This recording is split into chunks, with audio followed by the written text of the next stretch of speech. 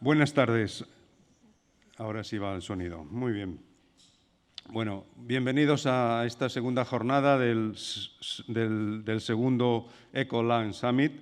La verdad es que ayer estuvo muy bien y como podéis observar, yo no soy Carlos Camps, soy Rafa López, pero los problemas de la pandemia y de los vuelos nos han hecho obligar a cambiar la moderación. Primero agradecer a todos los sponsors de estas jornadas, que sin ellos no podríamos hacerlo.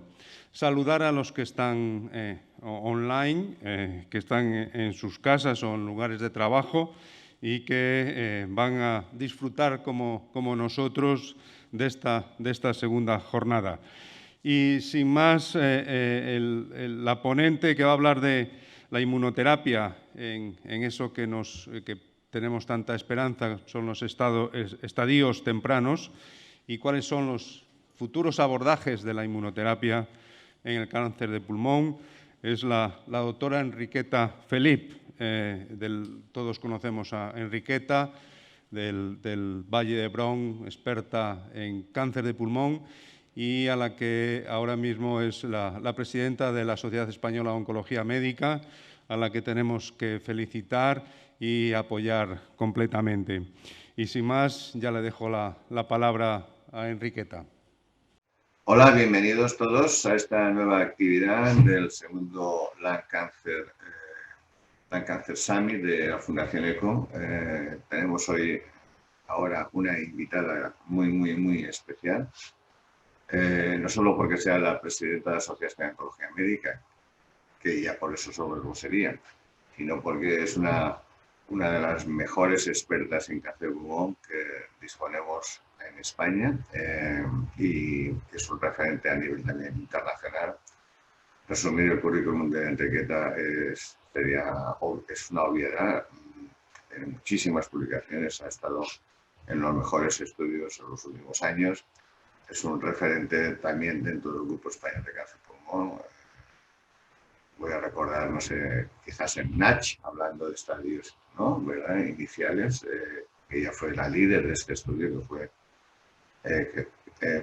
creo, Camino, ¿no? Creo Camino, por donde luego se ha avanzado mucho, y en esta conferencia que nos va a dictar la doctora, pues lo veremos, ¿no?, con la situación actual del tratamiento en estadios tempranos, específicamente de la inmunoterapia, y cuáles son las dudas, los retos, las situaciones que, en su opinión, tenemos que superar. Estamos, pues,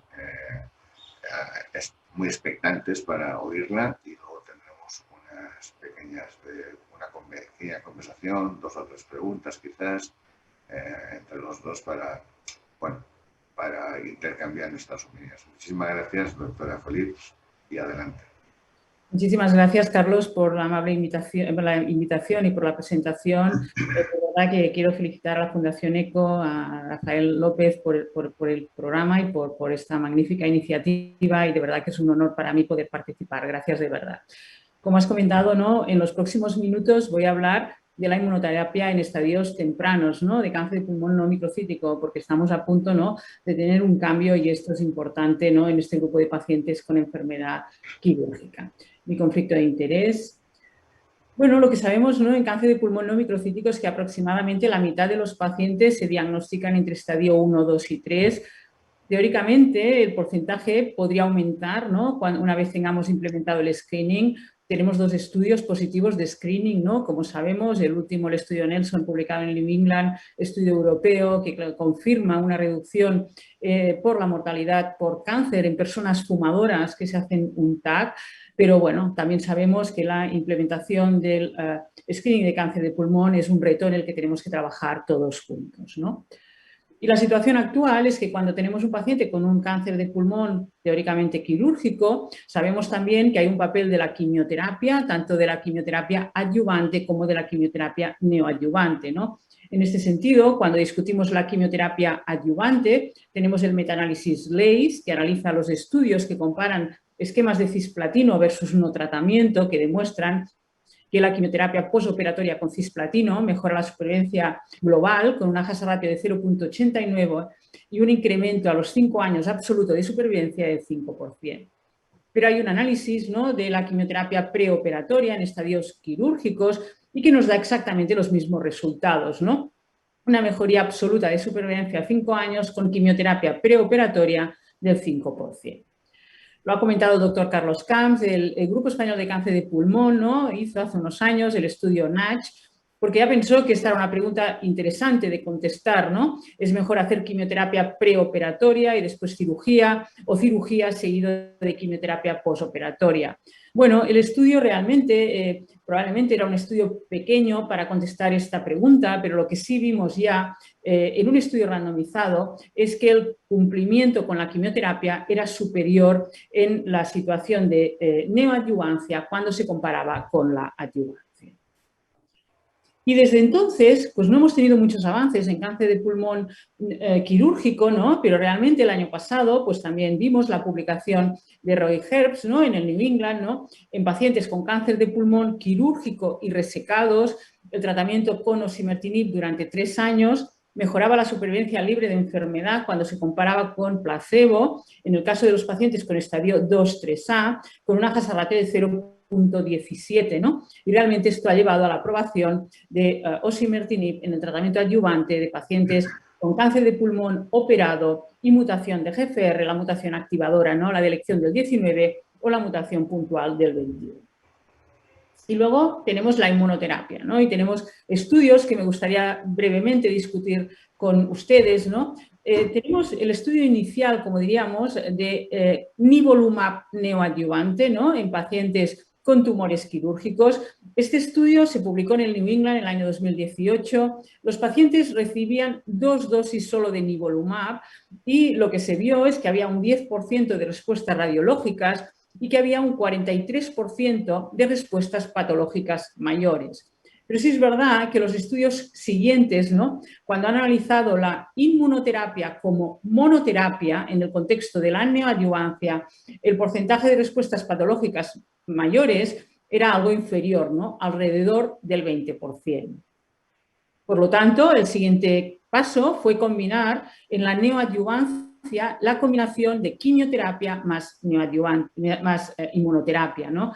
Y en este sentido, pues es muy reconocido el estudio del Grupo Español de Cáncer de Pulmón, el estudio NAVIM, ¿no?, publicado por Mariano Provencio y el grupo en Lancet Oncology el año pasado, en el que en pacientes con estadio 3A recibieron 3 ciclos de quimioterapia con nivolumab y después cirugía. Y en este grupo de pacientes, pues unos resultados muy prometedores, con una supervivencia libre de progresión a 2 años del 77%, un 56% de pacientes con respuesta completa patológica y un 74% de pacientes con respuesta patológica mayor.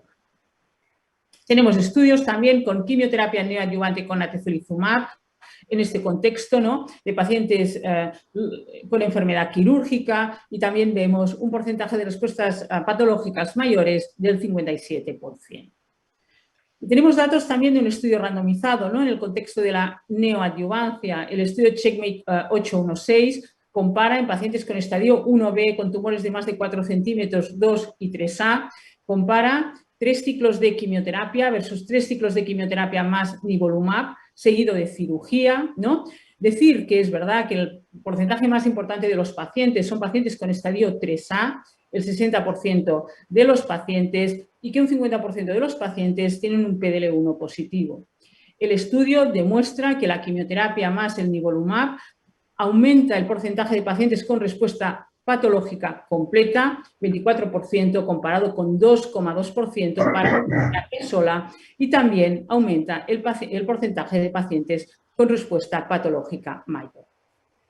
Hemos visto, ¿no?, que de los pacientes que fueron randomizados a quimioterapia más nivolumab, hay un 83% de ellos que hacen cirugía. Es verdad que hay un 17% de pacientes que no se operan. El porcentaje de pacientes que se operan es algo superior en el grupo de pacientes que reciben quimio más nivolumab. Y también hemos visto que no hay un aumento de complicaciones postquirúrgicas en los pacientes que hacen quimioterapia más nivolumab. En estos momentos hay una serie de estudios en marcha, randomizados, ¿no?, de quimioterapia más inmunoterapia versus quimioterapia como tratamiento preoperatorio en pacientes con cáncer de pulmón no microcítico. Pueden ver que tenemos estudios con atezolizumab, pembrolizumab, durvalumab y también los objetivos del estudio, aparte de la respuesta completa patológica o la respuesta mayor patológica, son el event-free survival, ¿no?, la supervivencia libre de evento. Y tenemos un estudio de adyuvancia, ¿no?, el estudio IMpower 010, el estudio que compara, ¿no?, en pacientes también con enfermedad quirúrgica, pero en este caso los pacientes ya están operados. Este es un estudio de adyuvancia, son también pacientes con estadio 1B, pero con tumores de más de 4 centímetros, 2 y 3A. Los pacientes recibieron quimioterapia con cisplatino, ¿no?, que es lo que dicen las guías, ¿no?, de 1 a 4 ciclos, 1.280 pacientes, y de estos 1.005 se randomizaron a recibir atezolizumab por 1 año o control, ¿no? El objetivo primario era la supervivencia libre de enfermedad, que se analizaba de forma jerárquica, ¿no? Primero, en aquellos pacientes con estadio 2 y 3A y PDL1 positivo, determinado por el ensayo SP263, si era positivo en todos los pacientes estadio 2 y 3A, y si positivo en aquellos pacientes con estadio 1B, 2 y 3A. Los datos que fueron inicialmente presentados por Wakil y Nasco y que repetimos en ESMO, ¿no?, hace 3 semanas, cuando miramos el primer análisis, que es análisis en pacientes estadio 2 y 3A y PDL1 positivo, es un análisis positivo. La supervivencia libre de enfermedad es superior para aquellos pacientes que recibieron atezolizumab con una hazard ratio de 0.66. A 3 años hay un 60% de pacientes en el brazo de atezolizumab sin progresar, un 48% de pacientes en el brazo control. En todo el grupo de pacientes de estadio 2 y 3A también es positivo el análisis con una hazard ratio de 0.79, y cuando incluye los pacientes con estadio 1B, que sería el tercer análisis, que representan un 12% de los pacientes, en este caso el análisis no es estadísticamente significativo, aunque se requiere más seguimiento. En ESMO presentamos los resultados en pacientes con estadio 2 y 3A. Sabíamos la hazard ratio para el PDL1 de 1% o más, que era de 0.66. Sabíamos también la hazard ratio para los pacientes con PDL1 de 50% o más, que es 0.43, y presentamos la hazard ratio para aquellos pacientes con PDL1 entre el 1 y el 49%, que es del 0.87. También vimos que claramente la posibilidad de recidiva era superior para el brazo control, en el caso de pacientes con estadio 2 y 3A y PDL1 positivo. Un 45% de los pacientes en el brazo control había presentado recurrencia de la enfermedad, 29% en el grupo de pacientes randomizados a atezolizumab. Por lo tanto, y lo podemos después discutir, pero la IMpower 010 es el primer estudio randomizado que demuestra en el contexto de la adyuvancia una mejoría en la supervivencia libre de enfermedad con inmunoterapia en el grupo de pacientes con estadio 2 y 3A y PDL1 positivo. La hazard ratio es 0.66. También está claro que la mayor magnitud de beneficios para aquellos pacientes con PDL1 de 50% o más, con una hazard ratio de 0.43. Y como saben, también tenemos varios estudios randomizados que están analizando en el contexto de la adyuvancia la inmunoterapia, ¿no?, con nivolumab, con durvalumab y con pembrolizumab, y que tendremos los resultados pronto. Por lo tanto, me gustaría quizá discutir con ustedes algunos puntos, ¿no?, de la inmunoterapia, que por lo que hemos visto será estándar, ¿no?, probablemente en pacientes con cáncer de pulmón quirúrgico. Y el primero, ¿no?, y pensando un poco en el estudio NATCH, ¿no?, es mejor la inmunoterapia en el contexto de la adyuvancia o de la neoadyuvancia, ¿no? Bueno, yo creo que en estos momentos no podemos contestar a esta pregunta, pero quizá diría que quizás son poblaciones un poquito diferentes, ¿no? Yo pienso que cuando nos planteamos un tratamiento neoadyuvante, lo tenemos que hacer siempre que confirmemos un N2 precirugía, ¿no? Quiere decir que este sería un poco lo que nos dicen las guías, ¿no? quizá, y lo podemos discutir, optaremos más por tratamientos neoadyuvantes, aquellos pacientes que diagnostiquemos de estadios 3A en el momento del preoperatorio y, pues bueno, habrá pacientes con estadio 1 y 2 que se operarán, que probablemente la adyuvancia tenga una clara lógica. La otra cosa es el papel de PDL1, ¿no? PDL1 hemos visto que es importante en la Empower 10, ¿no? En el contexto de la adyuvancia. Pero bueno, quizá también lo es en el contexto de la neoadyuvancia, ¿no? Este es un estudio de atezolizumab neoadyuvante, ¿no? Y esto es una presentación durante el Mundial de Cáncer de Pulmón y sí que parece que el porcentaje de respuestas patológicas mayores sea superior en aquel grupo de pacientes que tenían un PDL1 alto. Y luego tenemos también el estudio Checkmate 816 que hemos comentado, que cuando miramos a aquellos pacientes con PDL1 de 50% o superior, el porcentaje de respuestas completas patológicas con quimio más nivo es del 45%, 5% con quimioterapia. Luego también está el tema de la enfermedad mínima residual, ¿no? Tenemos realmente datos que nos dice que la enfermedad mínima residual después de la cirugía pues nos predice a aquellos pacientes con una peor evolución. Y esto de alguna manera también lo tenemos en el contexto de la neoadyuvancia. En el estudio Checkmate 816 lo que vimos es que aquellos pacientes que presentaban una negativización del DNA tumoral circulante tenían una mayor probabilidad de realizar una respuesta completa patológica y que esto se asociaba con la combinación de quimioterapia más nivolumab. Y tenemos también los datos también del Grupo Español de Cáncer de Pulmón, que en el estudio NADIM, aquellos pacientes que hacen una negativización del DNA circulante presentan una mejor supervivencia, ¿no? Por lo tanto, también un campo importante.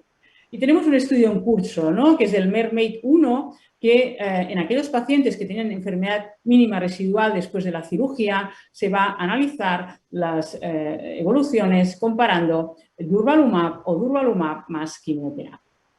Por lo tanto, y acabo, estamos en una situación realmente prometedora en el papel de la inmunoterapia en cáncer de pulmón estadio quirúrgico.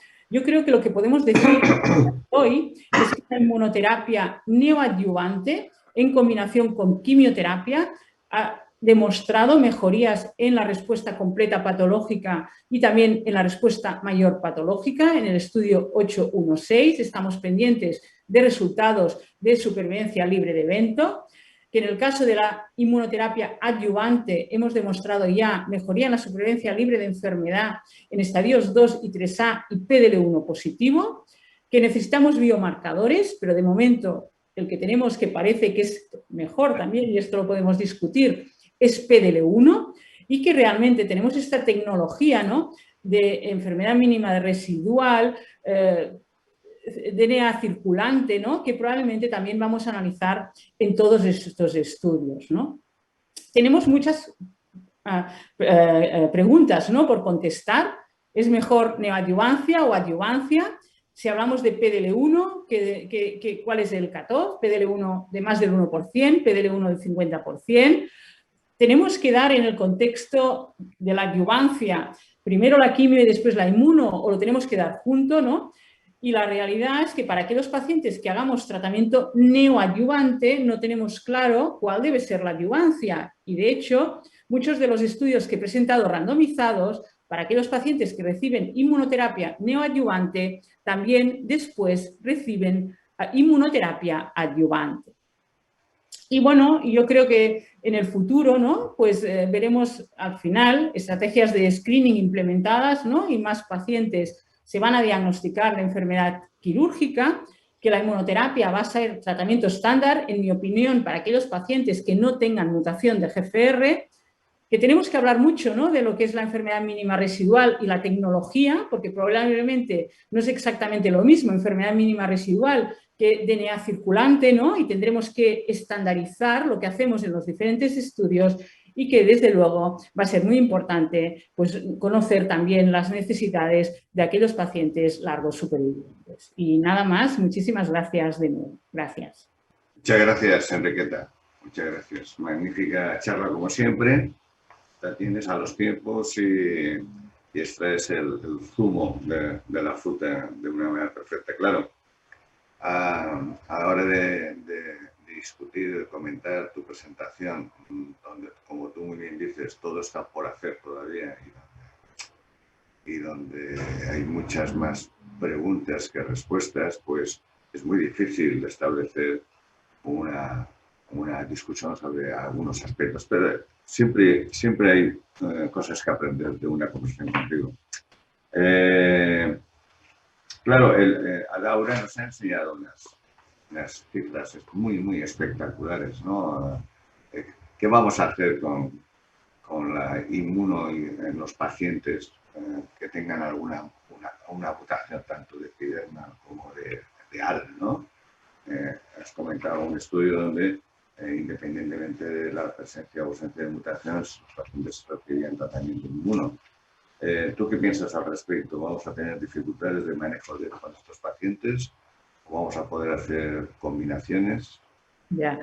Bueno, gracias por la pregunta, Carlos. La verdad es que, a ver, yo he querido poner la diapositiva del estudio de Laura porque, como dices, bueno, la hazard ratio, ¿no? Lo hemos visto, 0,17, 0,20. Podemos discutir qué es supervivencia libre de enfermedad, pero, bueno, la supervivencia libre de enfermedad es importante también para los pacientes. Quiere decir que tener menos metástasis cerebrales. Bueno, yo claramente pienso que para los pacientes con mutación de GFR, en estos momentos, lo ideal sería poder prescribir pues, un tratamiento con osimertinib, ¿no? Quiero decir, yo pienso que el resultado es claro, tiene la aprobación de la FDA y la EMA y tenemos unas hazard ratios muy importantes con un fármaco muy poco tóxico. Por lo tanto, para mí esta es la situación. La verdad es que en la IMpower 010, cuando hicimos lo presentamos en ESMO, como tú dices, en este estudio se incluyeron pacientes con mutación de GFR y ALK.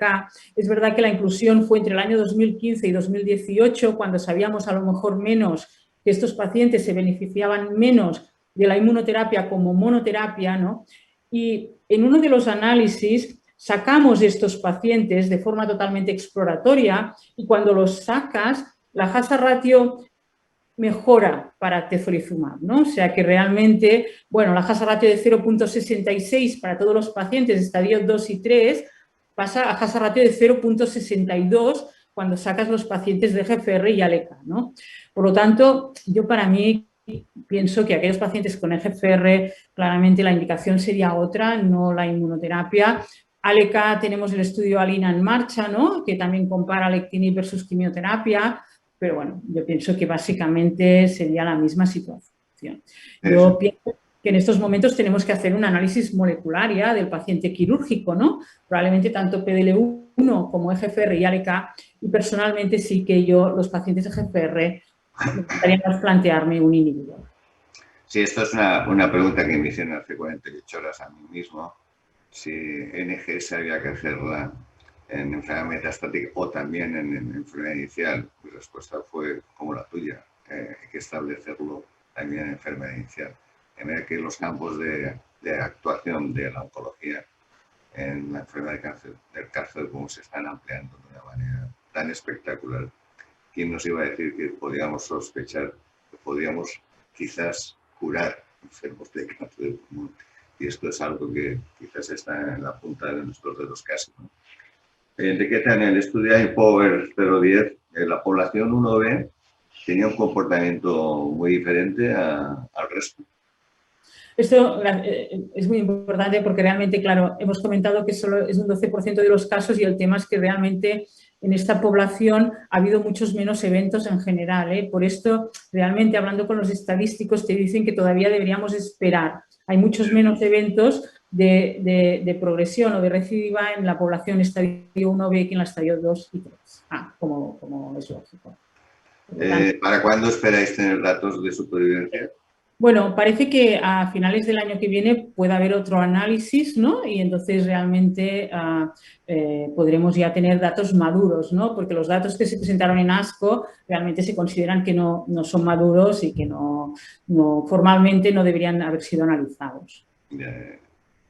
O sea que tenemos que esperarnos más de un año todavía para que EMA nos empiece a... Claro, bueno, Esto es un tema importante, no lo sé, ¿no? Yo no lo sé, o sea, si hay que esperar o no hay que esperar. Yo pienso que no, o sea, al final yo creo que tenemos todos, bueno, recordamos, ¿no? El estudio Pacific, ¿no? Se aprobó, EMA lo aprobó, lo que pasa es que lo aprobó también con la restricción del PDL1, ¿no? Que no era, bueno, lo que esperábamos, pero lo aprobó con datos de supervivencia libre de progresión, porque lo que sabemos es que para encontrar datos maduros de supervivencia global hay que esperar mucho. Claro. Aparte, los estudios, todos, los diseñamos en base a supervivencia libre de enfermedad.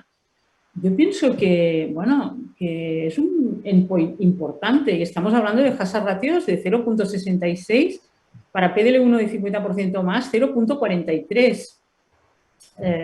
Hay una publicación de Hellman, ¿no?, que nos dice que desde que incluimos el primer paciente en un estudio de cáncer de pulmón hasta que tenemos resultados de supervivencia, pasan 12 años. Y incluyen el estudio NACH en la tabla, ¿no? Tenemos que esperar 12 años para ver datos de supervivencia global, cuando además si diseñáramos los estudios de supervivencia global deberíamos incluir muchos más pacientes. Claro. Muy importante lo que acabas de comentar. Parece que te posicionas un poco, ¿no?, en que para ti el mejor tratamiento sería la adyuvancia en los estadios por debajo del 3A, ¿no? O sea, Mientras a ver, que el mío sería para 3A. No lo sé, no lo sé. Gracias por la pregunta porque me gustaría matizarlo también, ¿no? A ver, la realidad es que la neoadyuvancia siempre nos ha parecido muy atractiva, ¿no? Y esta ha sido, de verdad, una línea del Grupo Español de Cáncer de Pulmón y que además yo creo que tenemos una suerte muy importante aquí en España de una gran colaboración con los cirujanos torácicos, y tenemos esta cultura. O sea, yo creo que globalmente la neoadyuvancia, bueno, sabemos que funciona, sabemos que el cumplimiento es superior. Sí que es verdad que el estudio Checkmate 816 nos dice una cosa muy importante, que es que la respuesta completa patológica es superior, pero estamos pendientes todavía de datos de supervivencia libre de evento, ¿no? Quiere decir que nos faltaría este punto, ¿no? Y también es verdad que a mí me parece que los pacientes que hemos incluido en los estudios de neoadyuvancia, el NADIM seguro, porque eran pacientes con estadio 3A, pero quizá también en el Checkmate 816 son pacientes con enfermedad algo más avanzada que cuando nos planteamos el contexto de la adyuvancia. Cuando decimos que es igual, igual no es exactamente igual, ¿no? Pensamos más en neoadyuvancia cuando vemos estadios a lo mejor algo superiores, Pero yo quiero también decir que a mí los tratamientos neoadyuvantes con inmunoterapia me parecen muy, muy interesantes y los datos del NADIM, del Checkmate 816, la verdad, muy relevantes. En todos los estudios, la respuesta patológica completa se ha relacionado con una mejor supervivencia. Sí, sí, bueno, la verdad es que este es un fenómeno también sorprendente, que estemos obteniendo porcentajes de respuesta patológica superiores en algunos estudios a lo que se obtiene en la mama.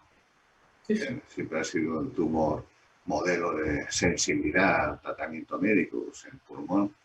Impresionantemente estamos obteniendo porcentajes por encima del 50% en algunos casos de respuesta patológica completa. Muy, muy, muy interesante, muy importante. Y además es un fenómeno que desde el punto de vista biológico da mucho que pensar y había que analizar, ¿no?, los mecanismos por los cuales se está consiguiendo estos resultados tan espectaculares. No quiero acabar esta conversación, creo que estamos ya finalizando nuestro tiempo, sin subrayar la importancia de algo que también has comentado tú, que es la detección de la enfermedad mínima residual, bien mediante el control del DNA circulante o bien mediante otra tipología. Nuevamente esto sigue estando abierto y no se puede hablar de que tenemos que hacerlo en la práctica clínica de una forma estandarizada, pero tú lo estás haciendo ya en tu práctica clínica. Nosotros tenemos una beca que estamos analizándolo, pero no en la práctica clínica. Sí que es verdad que estamos recolectando plasma de estos pacientes, ¿no? Yo creo que quizá, bueno, nosotros hemos empezado a hacer una seroteca, ¿no?, en los pacientes, ¿no? Pienso que esto puede ser importante en el futuro, ¿no? No, es algo que no lo habíamos planteado hasta hace 6 o 7 meses, pero ahora sí que es verdad que, bueno, tenemos una enfermedad de investigación, estamos guardando estas muestras y, bueno, para poder hacer colaboraciones conjuntas, ¿no? Porque es que yo creo que en lo de la enfermedad mínima residual, como dices, tenemos el reto primero de definir exactamente cómo la queremos mirar, ¿no? Porque todos los estudios son diferentes. Y luego también, bueno, realmente va a ser predictivo, va a ser pronóstico, quiero decir que tenemos que trabajar mucho en ello, ¿no?